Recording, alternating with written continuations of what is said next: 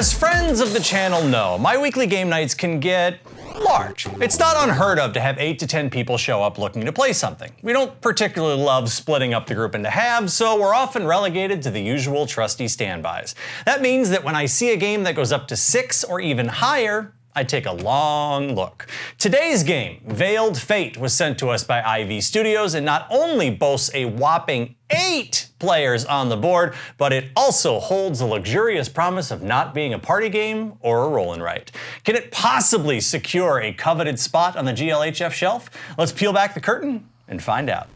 Before we go any further, I wanted to mention that I'm wearing a The Meeps shirt for my review today. They have all manner of geeky and board game related fashion, so we'll link to themeeps.co in the description below. Make sure to check them out. Okay, back to the game. Past our ominously gold inlaid box cover, the first thing we'll find is a pair of game trays inserts. The smaller of the two houses the 9 demigod minis of varying colors along with their respective renown trackers. The larger one up above will securely hold all of the cards in the game along with the first player and city tokens. The lower section of this insert here will also hold the renown trackers if your copy doesn't contain the minis that I have here. These aside, we'll find our 40-page rulebook. Now stop, I know what you're thinking. 40 pages, he says. Surely he's gone mad. He's been touched by a god. Rest assured, this rulebook's length does not indicate a massive rule set. The length here is used extremely well, with detailed descriptions of how each thing works. Trust me. We'll also find the city board piece and 7 regions of the board that will combine to form the giant circle that you'll be playing on. The metal fate coin lives here, and opposite that is a little section that I'm using to hold the standee bases, again, for a copy that doesn't have the minis. It won't take me but a moment to set this one up for our usual 3-player count, so let's get those transition bars in here so we can start doing deity deeds, maybe even dirt cheap. The goal of the game. As few as 2, but as many as 8 godlike entities can participate in our game of manipulation and deceit. Each player at the very beginning of the game is going to be given 1 card depicting one of the 9 demigods. Your goal is to make sure that your demigod is the one with the highest renown at the end of 3 ages. If your game has more than 5 players, you're going to have a secret ally in the game who also has your demigod at the table, but you won't know who that is.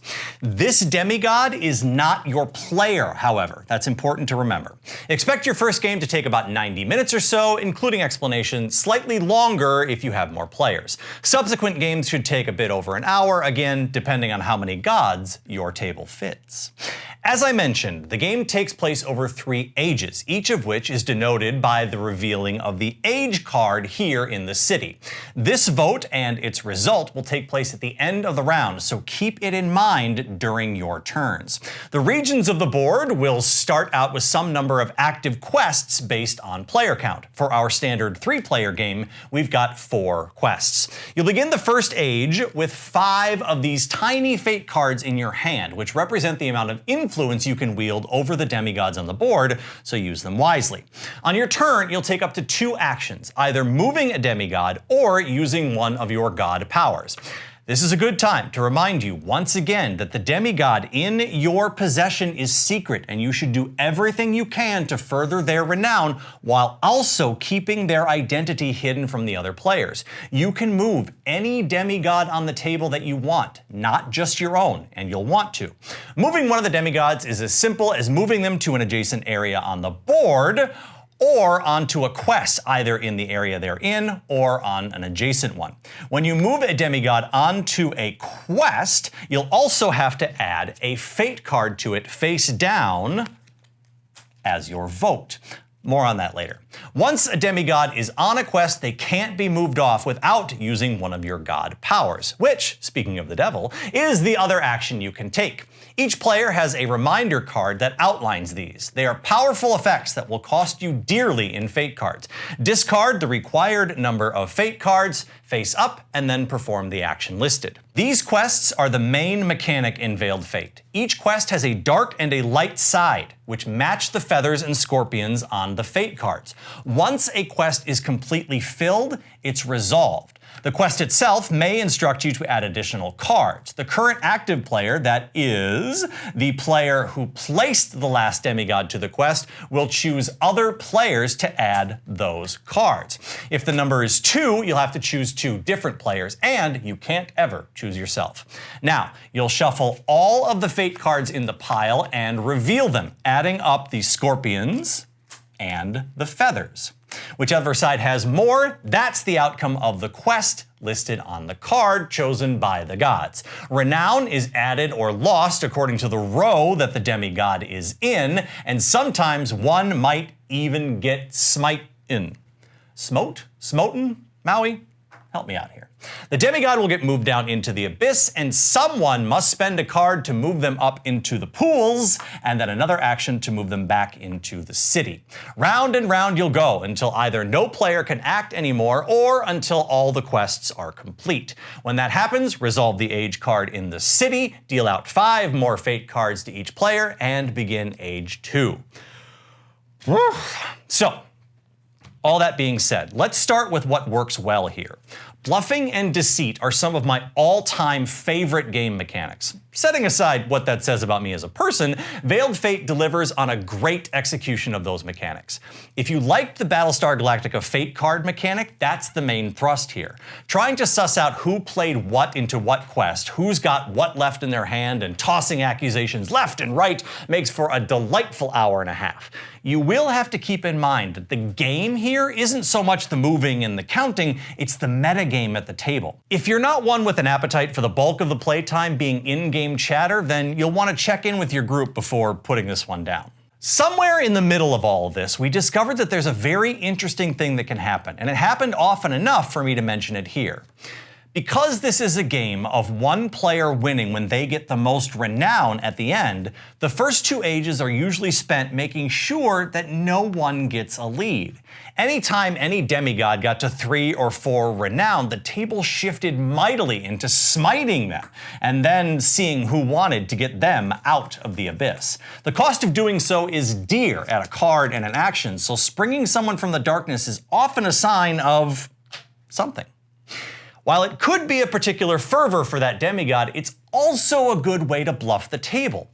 The levels possible here are many and varied, and I love a game that remembers Lucas's sage advice from Empire Records: always play with their minds. What might put you off of Mount Olympus here is that if you tip your hand too early, or the rest of the table manages to guess your demigod, then you're in for a rough time. You can't single-handedly win this game if the other players resolve to keep you out. It's possible to sell your early reveal into a feint if you're good enough, but ultimately this is a game where you won't win if the jig is up. On top of that, the game's 90-minute or so playtime can make for a lengthy bout of misery. You can always opt for anarchy at that point if you're out of persuasion. Sending everyone into the abyss or forcing everyone's renown into the tank can really cause some action at the table, but might also be a recipe for bad feels. New players should be cautioned early and often to be extra careful about making their demigod known too soon. With the caveat that you should absolutely play this game as intended first, I have a somewhat sacrilegious suggestion. You might want to cap your games at 2 ages rather than 3 if you find that they're going on too long. Blasphemy, I know, but it's your game. Play it however makes you happy. Veiled Fate hits a sweet spot that is so rarely found in board games. Marvelous table presence, a fit for higher player counts, and gameplay that's interesting and relevant throughout its playtime. Let's go through our checklist before I give you my final thoughts.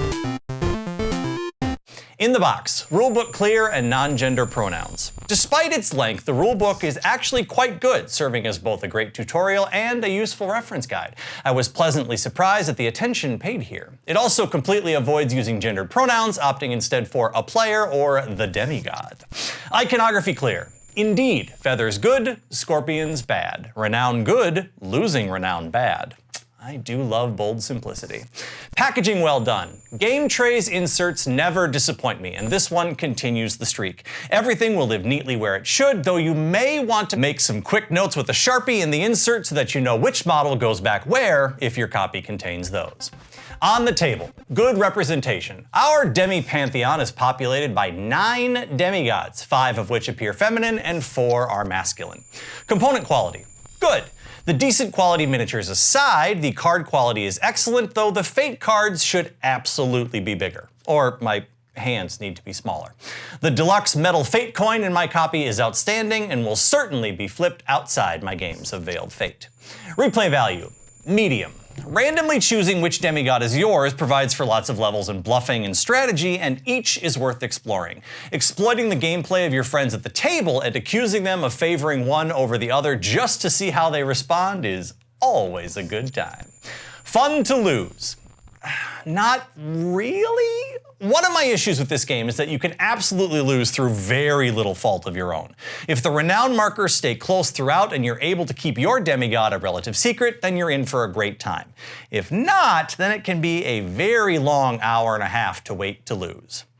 Veiled Fate snags a spot on my shelf, but will likely stay there on nights when I have a more manageable 4 to 5 players. Still, I love to be able to provide a change of pace when I have a crowd. If bluffing and subterfuge are your thing, and you fancy yourself a player of mind games at the table, then you owe it yourself to check this one out. Just watch your back. As always, I'm Nicholas, reminding you to help protect the game population. Always sleeve your cards.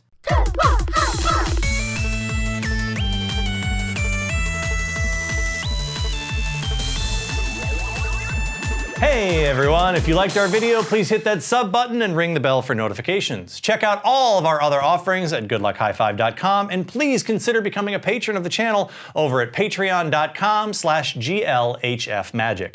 It helps us keep making videos, reviews, and podcasts. You can become a member for any dollar amount. We're also always looking for new games to review. You can reach me at glhfnicholas@gmail.com.